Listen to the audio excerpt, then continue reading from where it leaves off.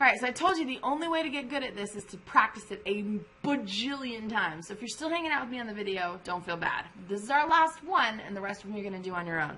So let's take a look at number 43. 3v squared minus 15v, that's one group. Negative 4v plus 20, that's another group.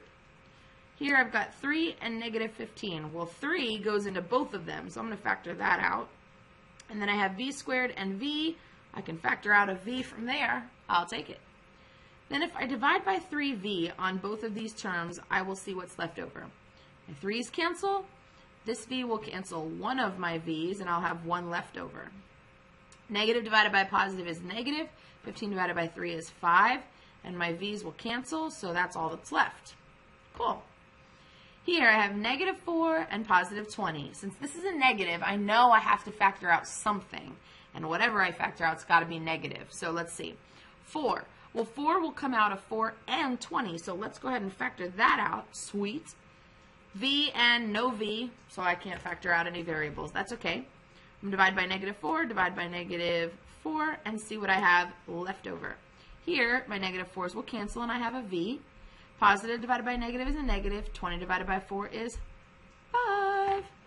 That is exactly what I wanted because now I have twins. So I can factor out my twins, and they're gone. And my loners are left over, 3v minus 4. The part that's on the outside, left over, they come together. Cool. Product of binomials. That means we're done. Let's take a look at 47. The last video examples. I hope you enjoy it. I hope you've loved every minute of it. So let's see. There's a group.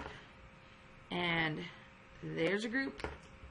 And I've got 7 and negative 35. Well, let me think. 7, will that come out of 35? Let's see. I can do 7 times 5. And that's 35. So let me go ahead and factor out a 7. And then I've got x squared and x. I can factor out an x. Cool. So to see what's left over, I divide by what I factored out. I like it. That'll tell me what's left over. 7 divided by 7 is going to cancel. Hey, buddy. Hey. This is my little guy, Ronnie, joining in on this video today. Cameo appearance.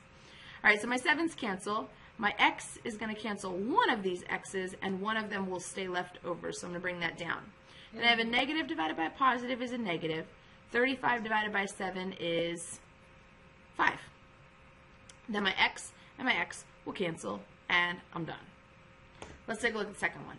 Negative 6, positive 30. I know I'm going to factor something out, and it's going to be a negative because that first term is negative. Well, 6. Can I factor a 6 out of 30? I sure can because 6 times 5 is 30. So I'm going to factor that 6 out. X and no x, so I can't factor that. That's fine.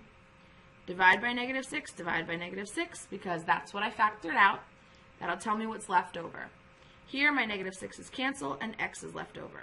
Positive divided by negative is a negative. 30 divided by 6 is 5. And look, our twins appeared. Yay! So we factor out an x minus 5, and those are gone. And our loners will come together to make a binomial as well. So we have a product of binomials, and that means we are done factoring. I hope you enjoyed all these examples.